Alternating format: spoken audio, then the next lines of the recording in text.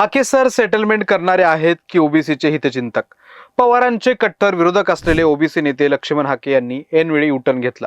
त्यामुळे सोशल मीडियावर याच प्रश्नाची चर्चा सुरू आहे. हाके हे सविस्तर भूमिका मांडणारे, मनात येईल ती बोलणारे कार्यकर्ते आहेत.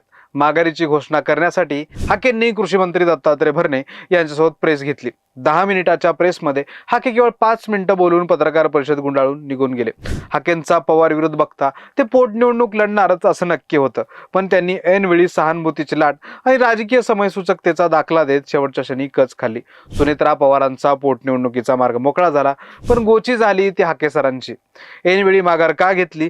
पडद्यामागं काय घडलं? हाकेंची माघार लोकशाहीचा आदर होता की पडद्यामागची राजकीय तडजोड? ते खरोखरच ओबीसी समाजाचे तारणहार हितचिंतक आहेत की स्वतःच्या राजकीय फायद्यासाठी चळवळीचा वापर करणारे सेटलमेंटवाले नेते? या सर्व प्रश्नांचं सखोल विश्लेषण आपण या व्हिडिओत करणार आहोत, त्यामुळे व्हिडिओ शेवटपर्यंत नक्की बघा. नमस्कार, मी ज्ञानेश्वर रेड्डी, तुम्ही पाहताय टीओडी मराठी. सत्याला एक बाजू नसते, ते अनेक पदरी असतं. आपण केवळ सत्याच्या जवळ जाऊ शकतो, पण कोणत्याही घटनेच्या सत्याचं शेवटचं टोक समजून घ्यायचं असेल तर थोडं आपल्याला मागं जावं लागतं. तसंच आपण या व्हिडिओच्या सुरुवातीलाच हाकेंच्या इतिहासात जाऊन त्यांची भूमिका जाणून घेऊ. लक्ष्मण हाकेंची सुरुवातीची भूमिका. लक्ष्मण हाके यांनी बारामती पोटनिवडणूक लढवण्याची घोषणा केली तेव्हा त्यांची भूमिका अत्यंत आक्रमक आणि प्रस्थापितांना आव्हान देणारी होती. हाके हे कायमच कट्टर पवार विरोधक म्हणून ओळखले जातात. त्यांनी सुरुवातीला मीडियासमोर अत्यंत रोखठोक युक्तिवाद मांडला होता. तर्काला धरून लोकशाहीचे दाखले दिले होते. हाकेंचा पहिला युक्तिवाद होता सहानुभूतीच्या लाटेला आणि बिनविरोध निवडणुकीला असलेला विरोध. त्यांनी थेट मुख्यमंत्री देवेंद्र फडणवीस यांना आव्हान देत म्हटलं होतं की जेव्हा आमच्यावर अन्याय होतो तेव्हा सत्ताधारी आमचे प्रश्न कधी ऐकले आहेत का? राज्याच्या राजकीय इतिहासात रमेश वांजळे आणि लक्ष्मण जगताप यांच्या निधनानंतर त्यांच्या पत्नीविरोधात प्रस्थापित पक्षांनी निवडणुका लढवल्या होत्या. मग आत्ताच लोकशाहीत निवडणूक नको आणि बिनविरोधचा घाट कशासाठी, असा थेट सवाल त्यांनी उपस्थित केला होता. अजित पवार यांच्या निधनाच्या तिसऱ्या दिवशी राजकीय सोयीसाठी शपथविधी होऊ शकतात, तर मग निवडणूक का होऊ नये असा त्यांचा प्रश्न सर्वसामान्यांना विचार करायला लावणार होता. यातच त्यांनी अत्यंत कळीचा आणि बहुजन अस्मितेचा मुद्दा उकरून काढला होता. बारामतीच्या शासकीय वैद्यकीय महाविद्यालयाला अजित पवार यांचं नाव देण्याचा शासन निर्णयाला प्रचंड विरोध केला. हाकेंनी यावर प्रचंड संताप व्यक्त करत असा युक्तिवाद केला होता की सार्वजनिक निधीतून उभा राहिलेल्या संस्थांना राजकीय नेत्यांची नावं देणं ही सरंजामशाही आहे. फुले, शाहू, आंबेडकर, कर्मवीर भाऊराव पाटील यांच्यासारख्या महापुरुषाची नावं अशा संस्थांना का दिली जात नाहीत? त्यांचा हा प्रश्न थेट बहुजन समाजाच्या अस्मितेशी जोडणार होता आणि त्यामुळे हाके हे एक वैचारिक लढाई लढण्यासाठी मैदानात उतरलेत असं चित्र निर्माण झालं. इतकंच नाही तर हाके सरांनी अजित पवार आणि त्यांच्या संपूर्ण पवार कुटुंबावर टीका करताना त्यांना ईस्ट इंडिया कंपनीचे सदस्य अशी जिवारी लागणारी उपमा दिली होती. बारामती आणि परिसरातील शासकीय जमिनी, सामान्य शेतकऱ्यांच्या जमिनी हडप करण्याचा पवार कुटुंबाचा एक संघटित धंदा आहे, असा अत्यंत गंभीर आरोप त्यांनी केला होता. या विधानावरून हाकेंचा पवार कुटुंबाशी असलेला वैचारिक आणि राजकीय संघर्ष किती टोकाचा होता हे अगदी स्पष्टपणे दिसून येतं. त्यांनी अगदी ठामपणे कोणत्याही दबावाला बळी न पडता कोणत्याही परिस्थितीत निवडणूक बिनविरोध होऊ देणार नाही, ओबीसी आरक्षणाच्या प्रश्नावर भटके विमुक्तांच्या न्याय हक्कासाठी ते पूर्ण ताकदीनिशी निवडणुकीच्या रिंगणात उतरतील आणि प्रस्थापितांना घाम फोडतील, अशी राणा भीमदेवी थाटात हाकेंनी गर्जना केली होती. माघार घेताना हाके काय म्हणाले? सत्ताधारी महायुतीच्या नेत्यांना लक्ष्मण हाकेंचं उपद्रव्य मूल्य चांगलंच माहीत आहे. त्यामुळे महायुतीने हाकेंना रोखण्यासाठी दडपशाहीऐवजी शिष्टाईचा मार्ग निवडला. सुनेत्रा पवार आणि महायुतीच्या वरिष्ठ नेत्यांच्या सूचनेनुसार कृषी मंत्री आणि राष्ट्रवादी काँग्रेसचे नेते दत्तात्रय भरणे यांनी हाकेंची गुप्तपणे आणि नंतर उघडपणे वैयक्तिक भेट घेतली. इथं लक्षात घेतलं पाहिजे की स्वतः भरणे हेही धनगर समाजाचं नेतृत्व करतात. एका ओबीसी नेत्याला शांत करण्यासाठी दुसऱ्या ओबीसी नेत्याला मध्यस्थ म्हणून पाठवणं ही महाराष्ट्राच्या प्रस्थापित राजकारणाची एक अत्यंत जुनी रणनीती राहिली आहे. ती स्ट्रॅटर्जी इथेही कामी आली. सुरुवातीची सर्व आक्रमक भूमिका, ऐतिहासिक दाखले आणि बहुजन अस्मितेच्या मुद्द्यानंतर हाकेंनी प्रचंड टोकाची भूमिका घेतली. 6 एप्रिलची त्यांची पत्रकार परिषद संपूर्ण महाराष्ट्राला बुचकळ्यात पाडणारी होती. मंत्री भरणे यांनी अर्ज भरण्याच्या शेवटच्या दिवशी हाकेंची भेट घेऊन जाहीर मध्यस्थी केली आणि त्यांच्यासोबत बसून हाकेंनी निवडणुकीतून माघार घेत असल्याची घोषणा केली. ज्या आक्रमकतेने त्यांनी शड्डू ठोकला होता तितक्याच केविलवाण्या पद्धतीने त्यांनी मैदान सोडलं.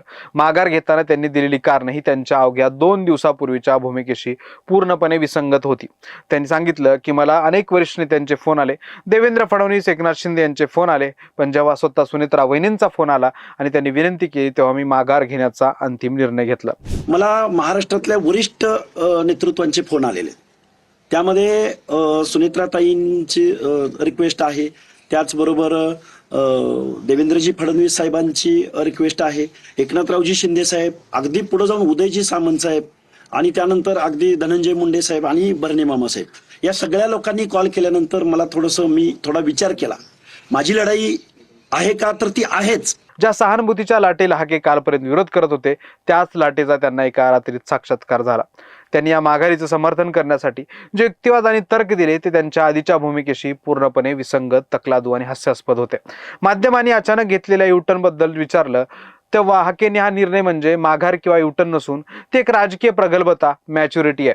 लोकशाहीमध्ये केवळ भावनेच्या आहारी जाऊन रस्त्यावर आदळआपट करण्यापेक्षा बुद्धीचा वापर करून आणि राज्याच्या निर्णय प्रक्रियेतील वरिष्ठ नेत्यांच्या विनंतीचा मान राखून आपण हा निर्णय घेतला आहे असं सांगितलं.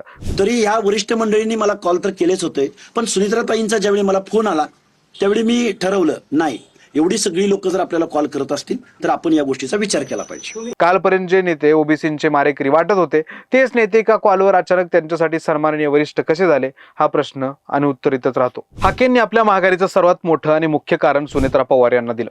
राज्याच्या राजकारणात एका महिलेनं स्वतः फोन करून विनंती केल्यावर त्या विनंतीचा मान राखणं हे आपलं नैतिक आणि सामाजिक कर्तव्य आहे असा युक्तिवाद त्यांनी पत्रकार परिषदेत केला.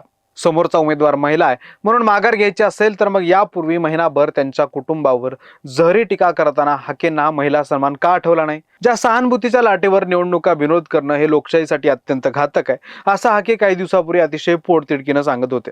त्याच हाकेंनी माघारीनंतर आपली भूमिका 180 अंशाच्या कोनात फिरवली. आता ते अजित पवारांच्या दुर्दैवी आणि अपघाती निधनामुळे बारामतीमध्ये आणि राज्यभरात निर्माण झालेल्या शोकाकुल वातावरणाचा आणि जनतेच्या सहानुभूतीचा आदर करून आपण माघार घेत आहोत असं सांगत आहेत. ओबीसी हितचिंतक की राजकीय सेटलमेंट. आता आपण या संपूर्ण घटनाक्रमाचे पुराव्याच्या आधारे विश्लेषण करूया. हाके पवारांना शरण आले का या प्रश्नाचं उत्तर हो असं थेट आहे. त्यांचा कट्टर पवार विरोधाचा फुगा सुनेत्रा पवारांच्या केवळ एका फोन कॉलवर कसा फुटला? हा विरोध खरोखरच तात्विक आणि ओबीसी समाजाच्या हितासाठी होता तर एका फोनवर अशी शरणागती का पत्करली? यावरून त्यांचा विरोध केवळ राजकीय सोयीचा आणि वरवरचा आहे असं म्हणायला पूर्ण वाव आहे. दत्तात्रय भरणे यांच्यासारख्या मंत्र्याला मध्यस्थीसाठी पाठवावं लागणं यातच हाकेंनी स्वतःचं उपद्रव्य मूल्य सिद्ध केलं. दुसरीकडे उमेदवारीची घोषणा करून माध्यमाचं लक्ष वेधून घ्यायचं, प्रस्थापितांची कोंडी करायची आणि पडद्यामागं तडजोड झाली की वरिष्ठ नेत्याचा मान राखला असं सांगून माघार घ्यायची. ही राजकीय ब्लॅकमेलिंगची अत्यंत जुनी पद्धत आहे. हाकेंनीही हेच केल्याचं म्हटलं जातं. यापूर्वीही लक्ष्मण हाके यांच्यावर केवळ चर्चेत राहण्यासाठी आणि राजकीय वजन वाढवण्यासाठी ओबीसी समाजाचा वापर केल्याचे आरोप झालेत.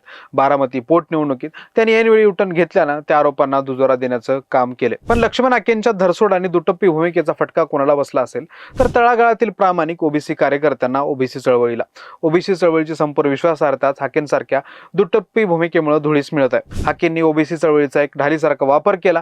पहिल्या दिवशी आक्रमक राहायचं, दुसऱ्या दिवशी अटी ठेवायच्या आणि तिसऱ्या दिवशी माघार घ्यायची. या त्यांच्या धोरणामुळे भविष्यात प्रामाणिक ओबीसी कार्यकर्त्यांकडे संशयाच्या नजरेनं बघितलं जाईल. थोडक्यात काय तर बारामती पोटनिवडणुकीतील हाकेंची माघार ही लोकशाहीतील समयसूचकता नसून ती एक पूर्वनियोजित राजकीय तडजोड होती असं म्हटलं तरी वावगं ठरणार नाही. हाके हे ओबीसी चळवळीचे निस्वार्थ हितचिंतक वाटण्यापेक्षा स्वतःची राजकीय पोळी भाजून घेणारे आणि तडजोडीचे राजकारण करणारे नेते अधिक वाटतात.